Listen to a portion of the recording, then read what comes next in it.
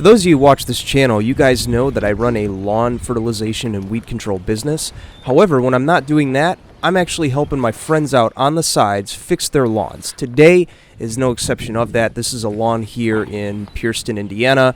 It's at my buddy's lake house here, and he mentioned to me that he needed some help, so we're going to go ahead and kickstart the initiation of that. We're going to go ahead and call that Lake House Lawn Care. So as you can see, the lawn here, we got quite a bit to contend with. We got a lot of bare spots, a lot of weeds.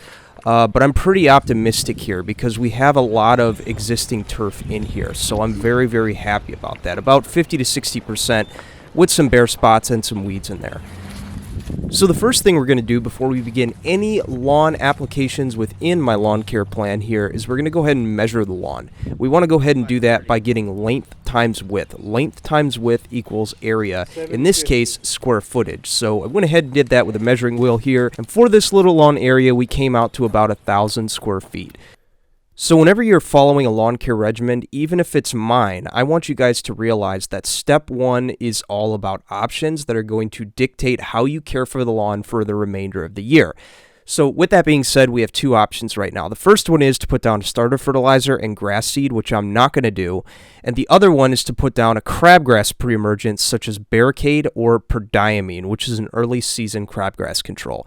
Let me tell you why I'm going to opt for the pre-emergent over the spring seeding that everyone seems to opt for.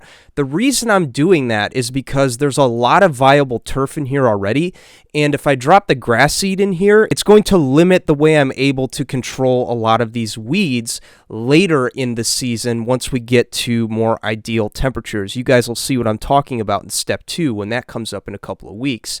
But the idea being here is I'm going to go ahead and get down a crabgrass pre-emergent with fertilizer in it that's going to last over the next couple of weeks. And the reason I'm going to do that is because, number one, it's going to allow me to keep future weeds like crabgrass at bay. And on top of that, it's also not going to compromise the integrity of my weed control methods that I'm going to use here in the spring to make way for the new turf to grow. Now, I've even seen instances where we would not do a spring seeding and do the crabgrass pre-emergent application, and the amount of seed we thought we would have to put down by the fall time would be drastically reduced, because just by running the program on it, as you're going to see here and hopefully some upcoming videos here, you're going to be able to see how you can pretty much improve a lawn with just regular fertilization and weed control alone. So that's going to be something to look forward to in these next couple of videos. So why are we putting prodiamine down? Well, the reason we're putting prodiamine down is because we need to go ahead and prevent an annual grassy weed that is a nuisance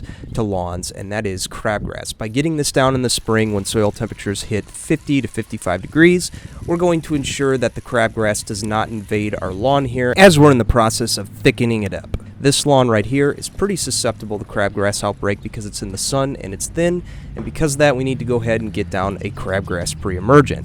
Now there are a bunch of options for that. You can do crabgrass pre-emergent by itself, which we sell on jakethelawn.net, whether that's granular or liquid, or you can do like I'm doing here, which is a granular formulation with fertilizer in it. Probably a good idea, so then that way you can get some nitrogen in there. Our application rate here is 4 pounds per thousand. So with the 1500 product I'm using here, that application rate of 4 pounds per thousand is ideal for a couple reasons. Number one, primarily crabgrass control.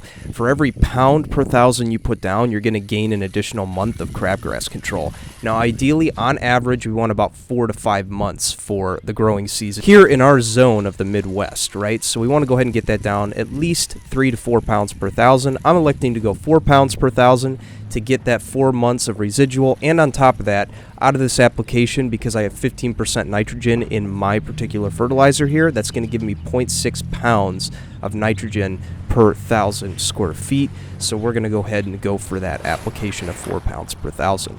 Now, if you're purchasing from the Jake the Lawn Kid store, you can get starter fertilizer or some flagship 2406, put those down at 3 pounds per thousand, and then on top of that, you can go ahead and apply the granular 007 on top of that at 3 pounds per thousand as well. So that's going to be it for step 1. We're going to go ahead and put down a crabgrass preventer as well as a spring lawn fertilizer. Please be sure to stay tuned and subscribe to the channel, as I'm going to be updating you guys on this lawn throughout the year here as we convert it from a thin weed patch to a thick lawn patch. And with that, I'm going to go ahead and leave you with a couple videos here that teach you more about how to have the deepest, darkest, greenest, thickest lawn on the block, as well as the documentation of our lawn spray business in Northwest Indiana.